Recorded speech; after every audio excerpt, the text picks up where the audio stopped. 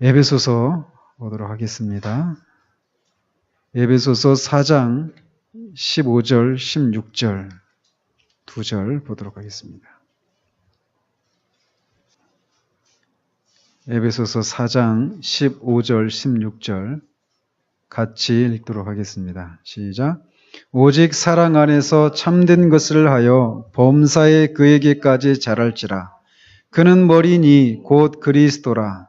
그에게서 온몸이 각 마디를 통하여 도움을 받음으로 연결되고 결합되어 각 지체의 분량대로 역사하여 그 몸을 자라게 하며 사랑 안에서 스스로 세우느니라. 아멘. 지난주에는 우리가 중생을 했는지 안 했는지 어떻게 알 수 있는가? 중생을 했다라고 하는 것에는 반드시 어떤 중생을 했다, 이 얘기는 우리 영혼에 하나님의 생명을 심어 놓는 것이기 때문에 생명 그 자체가 갖고 있는 특징, 즉 밖으로 반드시 그것을 드러내고 자란다. 이런 특징을 우리가 생각할 때 우리가 우리 영혼에 하나님의 생명을 심어 놓았다 하면 그것이 반드시 밖으로 드러나기 마련이다. 성경은 그런 것들에 대해서 우리가 중생했는지 안 했는지를 알 수 있는 여러 가지 시금석들을 말해주고 있다라고 하는 것을 우리가 살폈고요. 그다음에 신자와 그리스도와의 연합에 대한 어떤 그런 개요를 잠시 살펴보았었습니다. 오늘은 이제 그리스도와 신자와의 연합이라고 하는 이 교리를 이제 심층적으로 더 살펴보도록 합니다. 지난주에도 잠깐 말씀드린 것처럼 이 교리, 그리스도의 연합과 중생이라고 하는 이 교리는 항상 같이 고려해야 한다라고 말씀을 드렸습니다. 그리스도와 연합을 통해서 우리가 중생하는 거거든요. 그렇기 때문에 이 연합과 중생은 뗄래야 뗄 수가 없는 그런 밀접한 관계가 있는 그런 교리이기 때문에 이건 두 가지는 같이 살펴야만 한다라고 말씀드렸습니다. 논리적으로 따지면 그리스도와의 연합이 먼저입니다. 그러나 시간적으로 따지면 이 그리스도와의 연합과 중생은 동시에 일어나는 거예요. 생명에 접촉하는 순간 거듭나는 거거든요. 그래서 우리는 이렇게 그리스도와 연합으로 이렇게 거듭났습니다.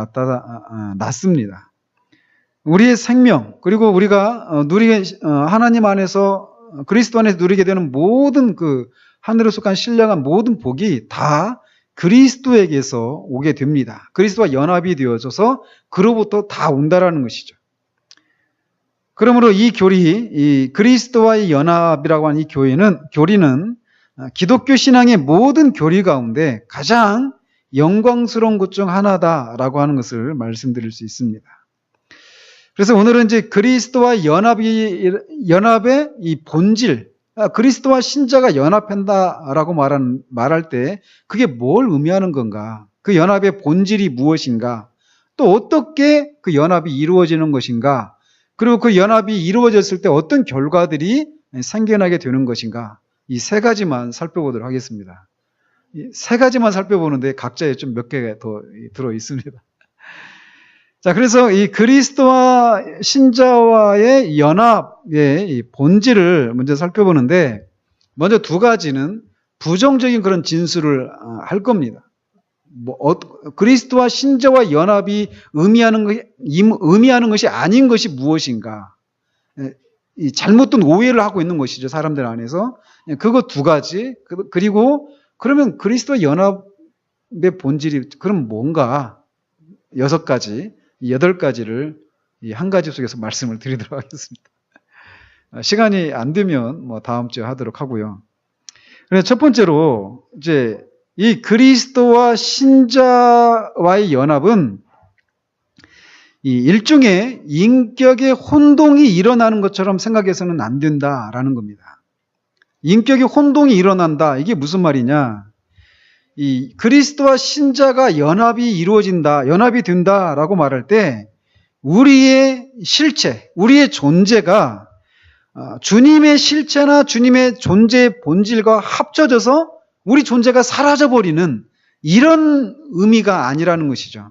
지난주에도 잠깐 말씀드렸죠. 이 물이 시냇물과 강을 지나서 바다로 들어가 가지고 원래 있었던 바닷물과 새로 합류한 물이 이렇게 구분이 안 돼서 완전히 하나가 되어버리는 이런 식의 것으로 이 연합이라고 하는 것을 생각해서는 안 된다라는 겁니다.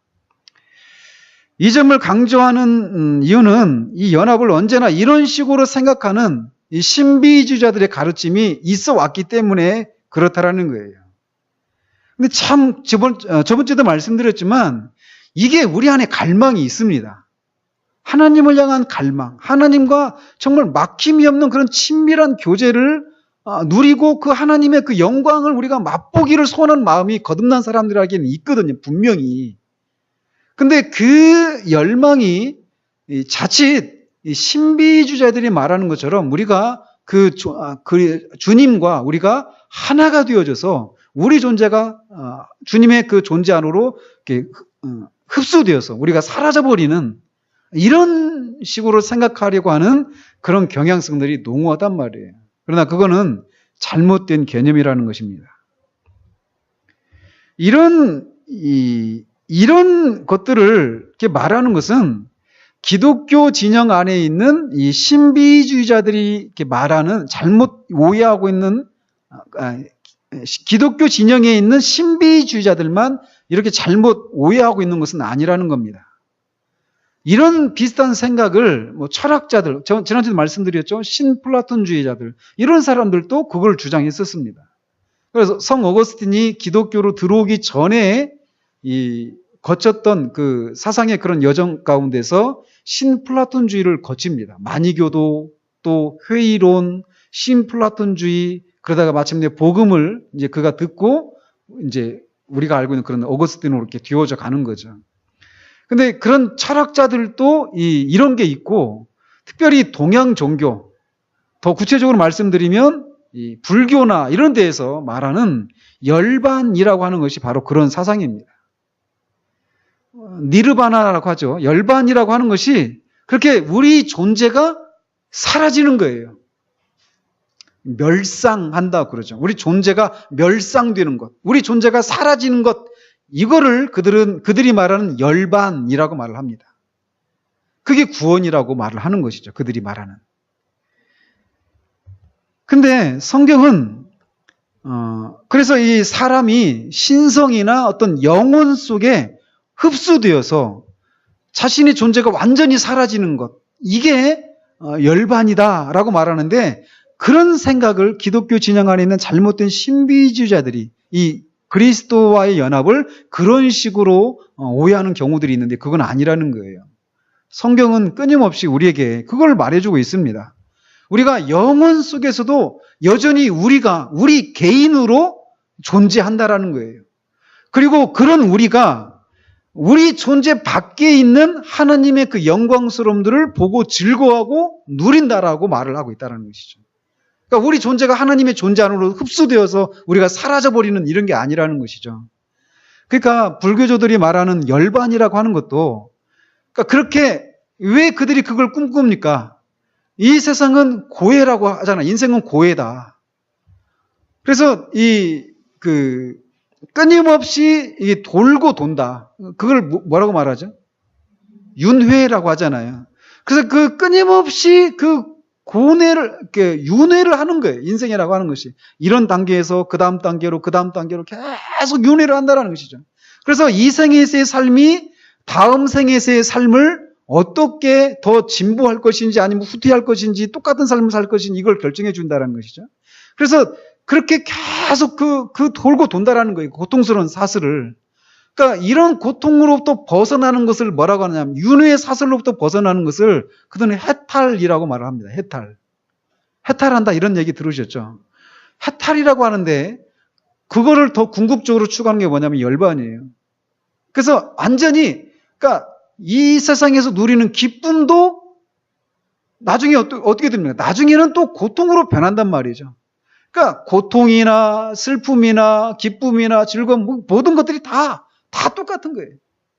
다른 게 아니란 말이죠. 다 똑같다라는 거, 언젠가는 다 똑같다라는 거예요. 그러니까 지금은 내가 만족하고 있을지 모르지만 언젠가는 내가 또 다른 불만족을 경험하게 될 거라는 거예요. 그러니까 그런 것 자체로부터 완전히 벗어나는 그것을 꿈꾸게 되는 것이죠. 그래서 그것을 열반이라고 한단 말이에요. 그런데 그렇게 말할 때 여전히 내가 그 모든 사슬로부터 완전히 벗어나서 내가 사라졌을 때 내가 참된 구원을 누리고 참된 그런 만족을 누린다. 그럼 참된 구원과 참된 만족을 누리는 나는 또 어디 있습니까? 여전히 우리 존재는 사라지지 않는단 말이에요. 그러니까 그들이 추구하고 있는, 도달할 수도 없지만 그들이 추구하고 있는 열반, 이런 것은 있을 수가 없는 것이죠.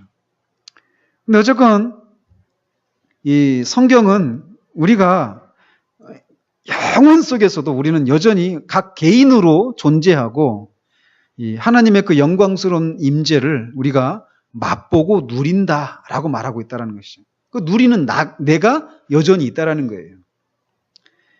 마치 이거는 주님이 한 인격 안에 신성과 인성이 같이 있는 거죠. 그렇다 해서 완전히 구별되어 있지만 분리되어 있거나 완전히 하나가 되어가지고 전혀 다른 실체가 되는, 유티케스가 말한 것처럼 그런 식으로 주님이 존재하지 않고 신성과 인성이 구별되지만 연합을 이루고 있는 그 신비죠. 그 이해할 수가 없단 말이에요, 우리가. 그래서 뒤에서 말하는 것처럼 이 연합, 신자와 그리스도와의 연합은 신비적인 연합입니다. 신비로운 거, 우리가 이해할 수가 없는 그런 거라는 거죠. 어쨌건 이 첫 번째로 우리가 주의해야 될 것은 이 신자와 그리스도와의 연합이라고 하는 것이 이 신자의 생활에 있어서 처음 단계에 있는 거예요. 이게 중요합니다. 그리스도와 신자가 연합이 되어야만 중생을 하는 거거든요. 중생했기 때문에 우리가 복음의 부르심에 효과적으로 효력 있게 그 부르심이 우리 가운데 역사할 수 있는 것이고, 우리 죄를 깨닫고 죄를 회개하고 예수 그리스도를 믿고 거듭날 수 있는 거예요. 그러니까 그 신자와 그리스도와의 연합은 우리가 최고의 존재가 되었을 때 도달하는 그것이 아니라 처음 우리가 생명을 얻게 되는 단계에서 있는 그런 일이란 말이에요. 근데 신비주의자들이 말하는 그 신자와 그리스도와의 연합은 한 신자가 최고조에 다다랐을 때, 가장 성숙한 경지에 이르렀을 때 도달하는 것이다라고 생각하는데 그게 아니란 말이에요. 아시겠죠? 그러니까 이게 있습니다. 저도 마찬가지예요. 그러니까 기도하다가 그런 갈망이 있거든요. 하나님을 더 깊이 알고 더 온전히 알고 싶은. 그러면서 이렇게 완전히 그냥 이렇게 소위 무아지경에 빠지려고 하는.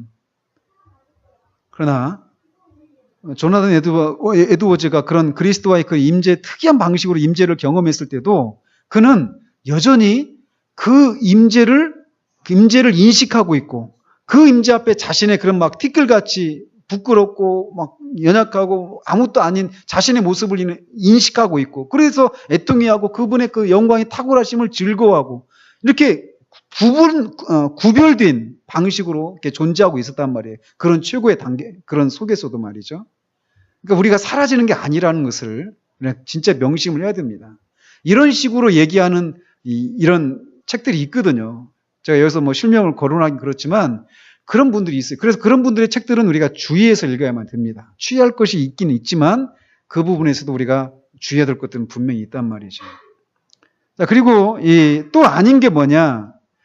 이 신자와 그리스도와의 연합은 단순히 호감이나 흥미의 연합이 아니다라는 겁니다. 이게 무슨 말이냐? 이 연합은 어떤 사람들 간에도 있잖아요. 어떤 자전거 동호회, 산악 동호회, 막 이런 게 있잖아요. 바둑 동호회. 그런 식으로 어떤 호감이나 어떤 자기 취미나 이런 것들을 같이 공유할 수 있는 사람들끼리 어떤 이렇게 동호회를 결성하는 것처럼 그렇게 한 조직을 이루고 연합체를 이룰 수 있잖아요. 그런 방식의 연합이 아니라는 거예요. 그러니까 그런 연합은 어떻습니까? 언제든지 내 그런 취미나 기호와 이런 것들이 바뀌면 언제든지 끊어버릴 수 있는 그런 연합이란 말이죠. 느슨한 그런 연합이 아니라는 거예요. 물론 우리는 구원에 대한 그런 관심을 가질 수 있습니다. 그래서 이 구원에 대한 그런 관심을 가질 수 있지만 그것 때문에 우리가 그리스도와 관계를 맺고 있는 것은 아니라는 것이죠. 단순히 하나님과 하나님의 나라에 대한 관심을 공유하기만 한 것이 아니라는 거예요. 연합은, 신자와 그리스도와 연합은 이런 것을 뛰어넘는 높은 수준의 아주 긴밀하고 그런 견고한, 단단한 연합이라는 거죠. 분리가 되지 않는 그런 연합이라는 것입니다. 이런 어떤 우리 존재가 그리스도 안에 완전히 사라지는 것이 아니다.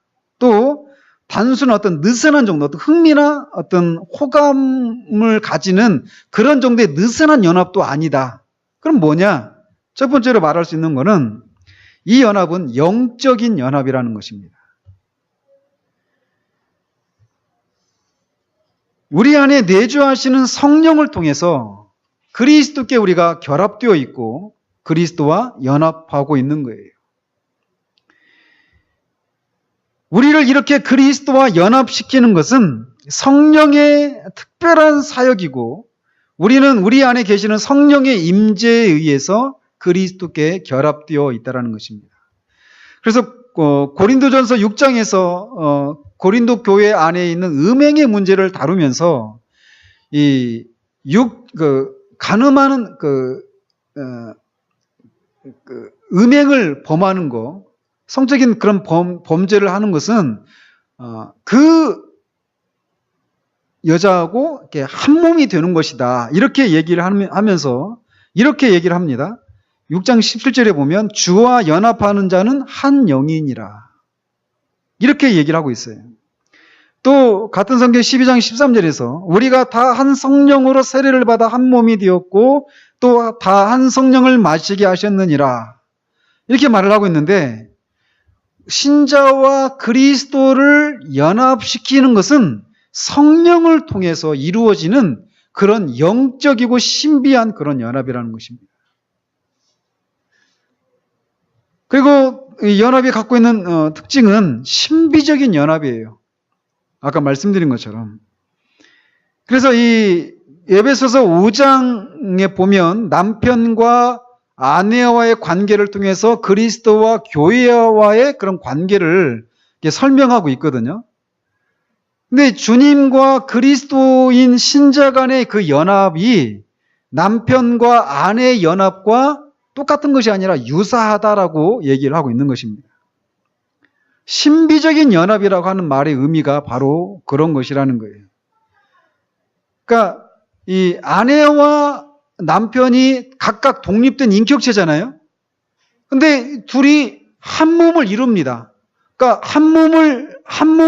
둘이 한 몸 합하여서 한 몸이 될 뿐만 아니라 둘 사이에 어떤 친밀한 방법으로 묶여 있다라는 거예요. 그래서 몸만 하나가 되는 것이 아니라 어떤 정신이나 영적 이런 부분에 있어서도 이게 하나가 되는 것처럼 신자와 그리스도와의 관계라고 하는 것도 그런 방식의 연합이라는 거예요. 신비한 연합이라는 것이죠. 또 이 연합은 생명적인 연합입니다. 생명적인 연합이다라고 한 이 말은 우리의 영적인 생명이 예수 그리스도로부터 직접 나온다라고 하는 거예요. 그리스도와 연합이 됨으로 말미암아 그리스도에게 있는 그 생명이 우리에게 흘러나온다라는 것이죠. 우리에게 전달된다라는 것이에요. 우리는 내주하시는 성령을 통해서 그리스도에 의해 유지가 됩니다. 어떤 기계적이거나 개념적인 어떤 것이 아니라는 거예요. 즉 어떤 사상이나 개념이 아니라 이 연합은 생명적이고 영적인 연합이라는 거예요. 이게 사실 이 부분이 이 말이 굉장히 중요한 말입니다. 그러니까 교회를 다니고 있습니다. 많은 사람들이 교회를 다니고 있지만 그 그리스도와 우리와의 관계라고 하는 것이 독립된 인격체로 있으면서 예. 이게 기계적인 방식으로 기계적인 그런 관계만 맺고 있는 그런 경우들이 있단 말이에요. 이게 무슨 말씀인지 아시겠습니까? 그리스도와 성령을 통해서 생명을 우리가 받는 거죠. 나중에 이제 보면은 이 유기적인 연합이라는 말 속에서 또 이제 유기적이다라고 할 때는 또 상호적인 그런 측면이 있거든요. 그렇기 때문에 생명을 주고받는다라고 말해도 크게 틀리지는 않습니다. 근데 그러니까 생명의 원천은 그리스도께만 있지만 우리가 이 생명이신 그리스도와 이게 생명적인 관계를 맺고 있어서 그의 생명이 우리에게 흘러온단 말이에요. 그러니까 어떻습니까? 우리가 아이들과 부부가 하나가 되어서 아이가 나오면 이 아이가 생명적인 그런 연합을 이루고 있잖아요. 근데 그 아이에게 어떤 것들이 다 반영이 되느냐면 부모의 그런 성품들 이런 것들이 그대로 고스란히 나타나게 되잖아요. 그죠? 그러니까 우리 아이들께 키워보면서 깜짝깜짝 놀랍니다. 이렇게 혼내려고 하다가 제 모습을 보는 거죠. 그러니까 아이들의 모습 속에서 제 모습을 고스란히 보는 거예요. 여러분이 누군지 궁금하시면 여러분들의 자녀를 보십시오. 그러면은 여러분이 누군지를 알아요. 물론 그 아이 안에 우리의 모습 똑같이 다 들어있지 않지만 이렇게 절묘하게 믹스를 해 놓으셨잖아요. 그죠? 그래서 그 한 아이 안에서 내 모습을 보는 거예요. 너는 왜 이래냐? 우리가 낳았으니까 그렇게 된 겁니다. 근데 이 육체적인 생명을 같이 공유했을 때도 그 부모의 성품을 고스란히 이렇게 물려받는 것처럼 영적인 영적인 그런 연합을 이루어 있을 때도 그런 것이 고스란히 나타나는 거예요. 그러니까 교회를 기독교 신앙이라고 하는 것이 그냥 기계적인 것이 아니라는 말이에요. 그러니까 기독교적인 그런 행동을 하고 기독교적인 어떤 사상에 대해서 동의하고 기독교적인 어떤 행동을 하고 있어도 사실은 전혀 생명이 없는 그런 생활을 할 수 있다는 거예요. 이런 면에서 오늘날 교회가 생명력이 왜 없느냐? 생명을 받은 적이 없으니까 그래요. 그리스도와 신자가 진짜 이렇게 연합을 이룬 적이 없는 거예요. 그러니까 그런 생명력이 없는 것이죠.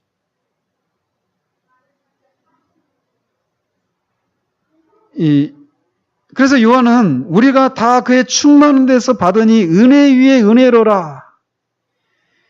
이 말을 통해서 그리스도의 충만함과 생명 일부가 우리에게 전달되고 우리가 그것을 받는데 이것이 연합을 통해서 가능하다라는 거예요.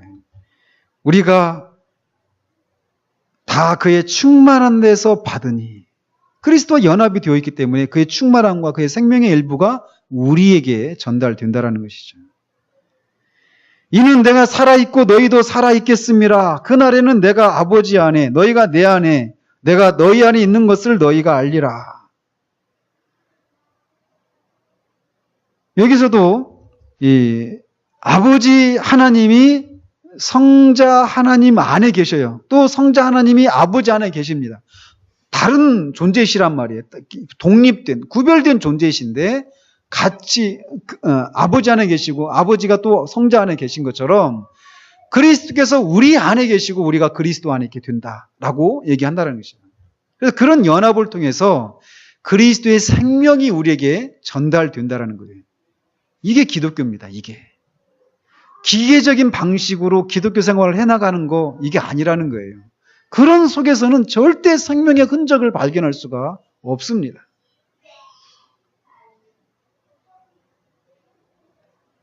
그래서 사도 바울이 내가 그리스도와 함께 십자가에 못 박혔나니 그런즉 이제는 내가 사는 것이 아니요 오직 내 안에 그리스도께서 사시는 것이라. 이제 내가 육체 가운데 사는 것은 나를 사랑하사 나를 위하여 자기 자신을 버리신 하나님의 아들을 믿는 믿음 안에서 사는 것이라. 이렇게 말을 하고 있어서 그 생명이 우리 안에 이렇게 머무르게 된 그리스도와 연합을 통해서. 그래서 이 그리스도와 신자와 연합은 생명적인 연합이라는 것이에요. 또 이 연합이 갖고 있는 특징이 무엇이냐면 유기적인 연합입니다. 유기적이다라고 말할 때는 아까도 말씀드린 것처럼 쌍방향적인 이런 게 있는 거예요. 서로 주고받는 것이죠. 그래서 이 유기적이라고 한 이 말은 이 양방향의 통행을 시사한다는 점에서 생명의라는 말과 차이가 있습니다. 생명의 연합이라고 했잖아요. 생명은 주는 겁니다. 한쪽이 주고 한쪽이 받는 거예요. 그러나 이 유기적이다라고 할 때는 이게 서로 주고받는다 이런 개념이 있는 거라는 것이죠. 그래서 이 그리스도와 신자와 연합이 유기적인 연합이다라고 말할 때는 우리가 받기만 할 뿐 아니라 주기도 한다라는 것입니다. 그래서 우리가 이 읽은 에베소서 4장 15절 16절에서 말하는 것처럼 오직 사랑 안에서 참된 것을 하여 범사에 그에게까지 자랄지라 그는 머리니 곧 그리스도라. 사랑 안에서 자라라. 그에게서 온몸이 각 마디를 통하여 도움을 받음으로 연결되고 결합되어 라고 말을 합니다. 각 지체가 서로 연결되어 있어요. 그래서 서로 도움을 주고받는 이런 관계라는 것이죠. 우리는 머리이신 그리스도에게까지 자라야만 합니다. 하지만 바울이 온몸이 각 마디를 통하여 도움을 받음으로 연결되고 결합되어 있다라고 하는 이 말을 우리가 주목할 필요가 있습니다. 이 말을 한 이유는 우리가 그저 받기만 하는 것이 아니라 또한 주기도 한다라는 거예요.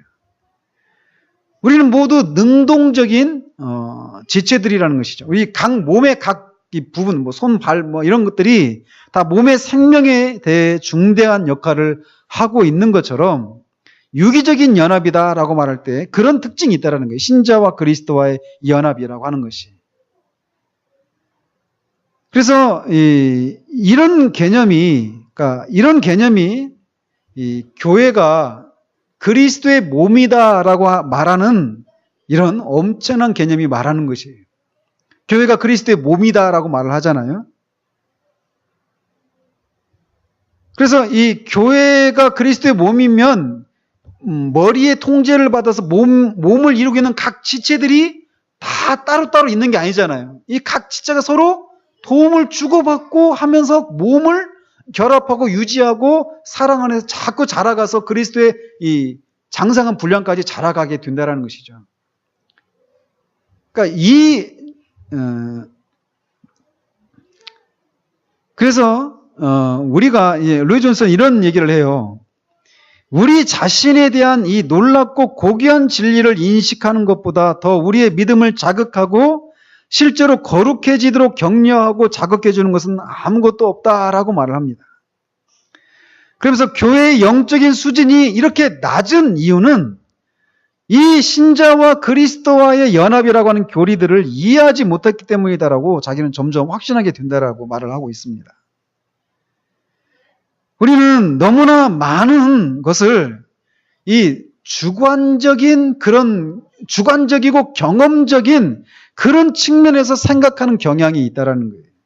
그래서 우리 자신이 무언가를 이루기 위해서 노력하는데 너무나 많은 시간을 들이는 나머지 거룩하게 되는 길이 우리 자신에 대한 진리, 우리가 그리스도와 연합이 되어져서 그로부터 이 생명을 받고 또 그 각 지체가 서로 연결되고 결합이 되어져서 서로 도움을 주고받는 이런 유기적인 그런 관계를 통해서 자꾸 자라간다고 하는 이런 개념을 알지 못하고 내가 자라고 내가 성장하는 이런 주관적인 견지에서만 생각하는 경향들이 많다라는 거예요. 아무튼 이 그리스도와 신자와의 연합은 유기적인 그런 연합입니다. 또 이 연합이 갖고 있는 다섯 번째 특징은, 긍정적인 측면의 다섯 번째 특징은 개인적인 연합이라는 거예요. 지극히 개인적이라는 것입니다. 왜 이 말을 이렇게 사용하느냐면 우리 모두가 각각 별도로 개인적으로 그리스도와 연합하고 있다라고 하는 것을 강조하기 위함이에요. 로마 카톨릭이나 영국 성공회 내에 이 카톨릭파에 해당되는 사람들, 이런 사람들은 신자가 어떻게 그리스도와 연합을 이루느냐? 우리가 믿는 바는 각 개인이 개인적으로 그리스도와 연합을 이룬다. 이렇게 말을 하는데 그들은 교회를 통해서만 그리스도에게 연합된다라고 말한다는 거예요. 그래서 그런 가르침은 개인적인 측면을 다 배제해버리고 집단적인 측면만 강조하게 된다는 거예요. 그러므로 어떤 의미에서 우리는 교회 안에서 또 교회를 통하지 않고는 거듭날 수 없다고 말하는 데까지 그들이 가고 있다는 것이죠. 교회를 통해서만 그리스도와 연합이 되어지니까 교회를 통하지 않고는 우리 각 개인이 구원받을 수 없다, 거듭날 수 없다라고 말하는 데까지 가게 되었단 말이에요. 그러나 그렇지가 않다라는 겁니다. 우리는 개인적으로 그리스도와 연합을 하는 거예요. 개인적으로.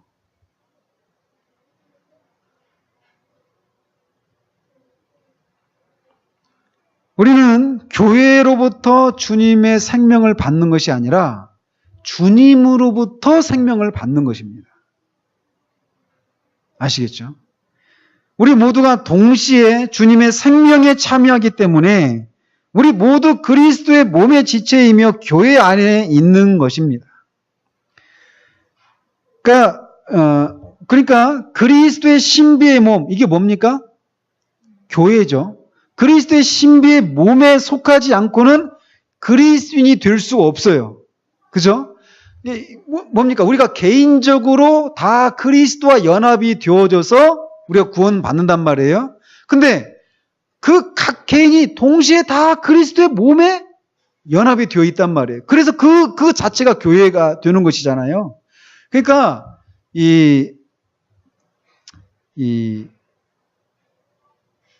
우리가 생명을 받는 것, 구원을 받는 것은 교회를 통해서 그리스도께 연합이 되는 것이 아니라 그리스도께 연합이 우리가 개인적으로 연합이 되어져서 그리스도의 몸을 이룬다라는 것이죠. 그러니까 이 순서가 중요하다라는 거예요. 먼저 우리 개인이 그리스도와 연합이 되어지는 것이 먼저라는 것이죠.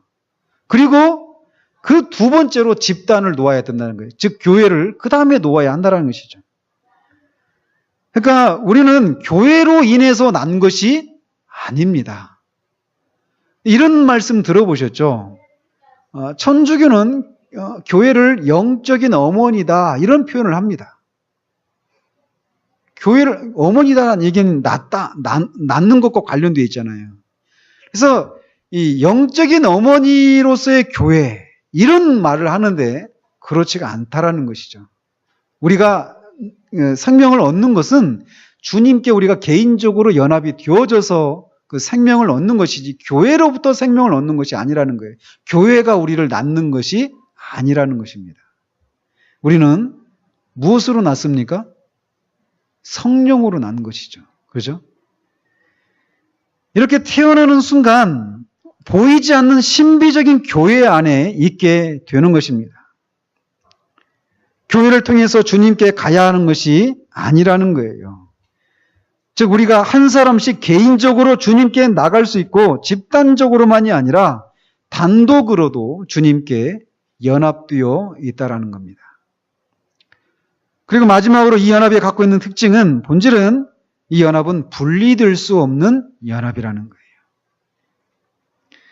이 연합은 단번에 그리고 영원히 이루어지는 일입니다. 그래서 이 연합은 그 무엇으로도 끊을 수가 없는 거예요. 로마서 8장 38절 39절에 그런 아주 강력한 구절이 있죠. 현재 일이나 장래 일이나 능력이나 높음이나 기쁨이나 다른 어떤 피조물이라도 우리를 우리 주 그리스도 예수 안에 있는 하나님의 사랑에서 끊을 수 없으리라. 이 연합은 절대 끊어질 수가 없는 그런 연합입니다. 그러니까 우리가 이런 사실들을 아는 것이 굉장히 중요해요. 왜? 우리는 종종, 저는 저 자신을 보면서도 그래요. 이번 주도 제가 이제 아내한테 한 게, 제가 이 교리를 몰라서 그런 것이 아니라 그런 얘기를 하는 거예요. 내가 정말 그리스도인이 맞나? 그러니까 제가 이번 주에 폴 목사님이나 또 이제 아더핑크 그 목사님 전기를 읽고 있는데, 위로를 받으면서 또 한켠에는 또 막 자책을 하고 또 경고를 이렇게 제가 받기도 하고 경각심을 갖게 만드는 그런 일들도 있습니다.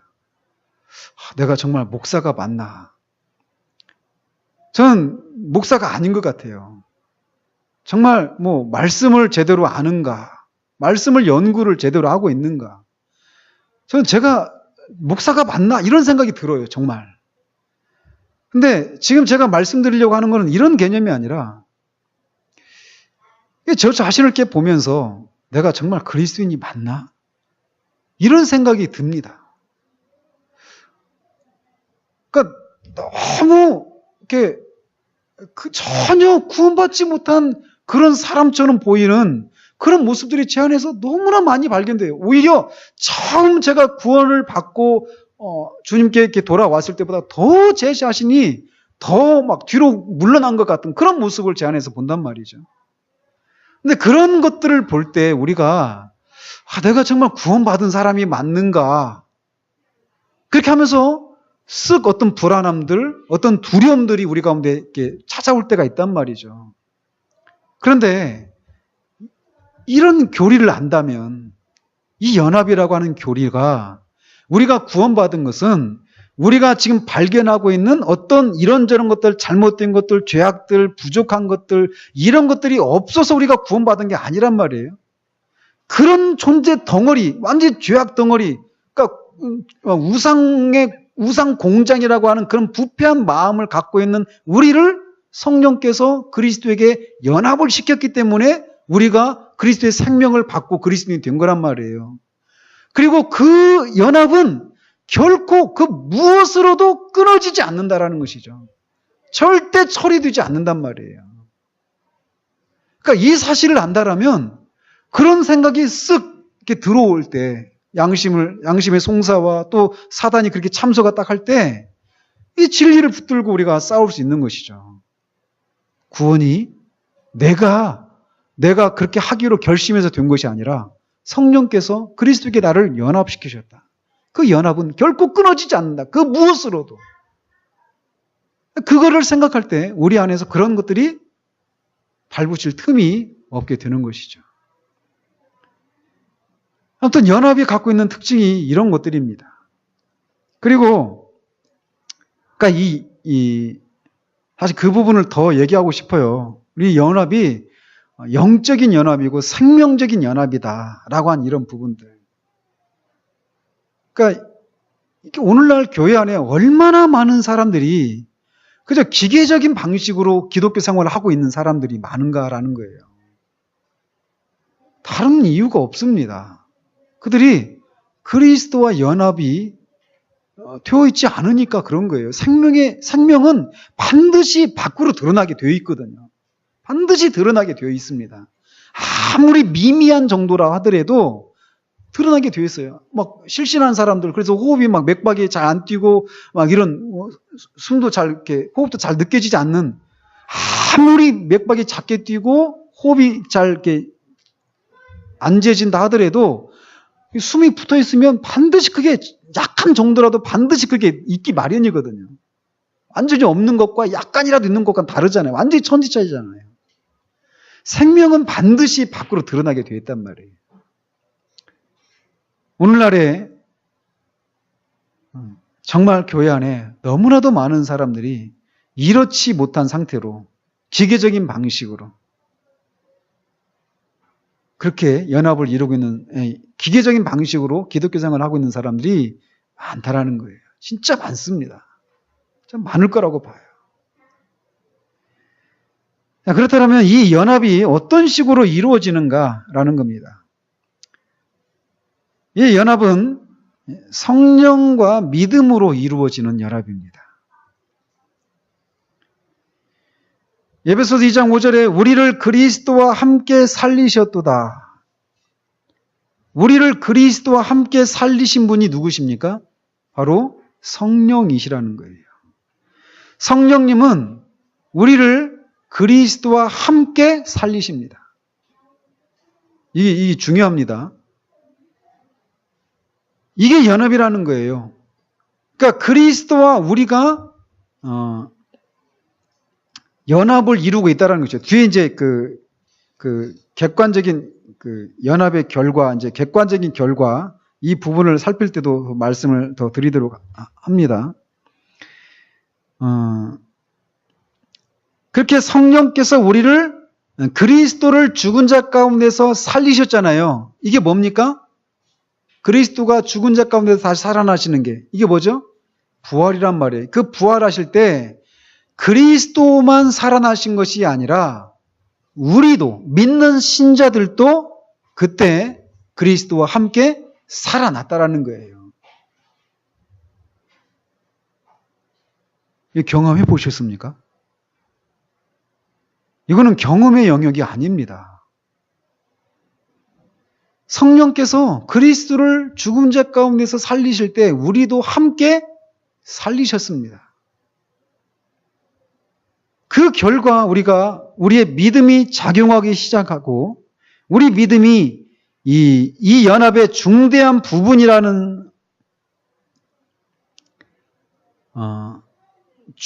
이 믿음이 이 연합에 있어서 중대한 부분이라는 것을 우리가 깨달아요. 그렇기 때문에 우리가 이 연합이라고 하는 교리는 반드시 어디로 이어지느냐면 믿음이라고 하는 이런 교리로 이어지게 되어 있습니다. 성령께서 우리를 그리스도와 함께 살리실 때 우리 안에서 믿음이 작동하기 시작하는 거예요. 그러니까 믿음도 하나님이 주시는 선물입니다. 내가 믿어야지 해서 믿는 게 아니란 말이죠. 믿음도 성령께서 우리에게 주시는 선물이란 말이에요.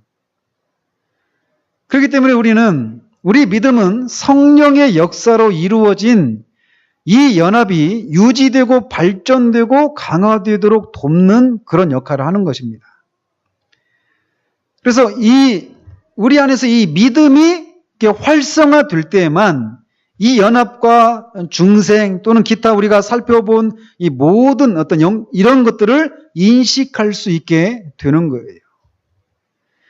믿음이 작용하기 시작할 때에만 우리는 그 안에서 기뻐하고 그것을 점점 더 바라게 됩니다.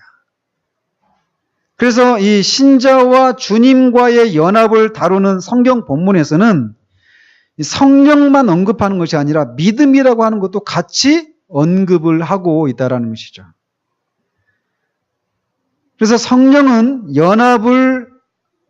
그리스도와 우리를 연합을 이루게 하시고 우리를 믿음으로 인도하시는 것입니다. 그리고 이 믿음은 점점 더 연합을 바라고 그 연합이 유지되게 한다라는 겁니다.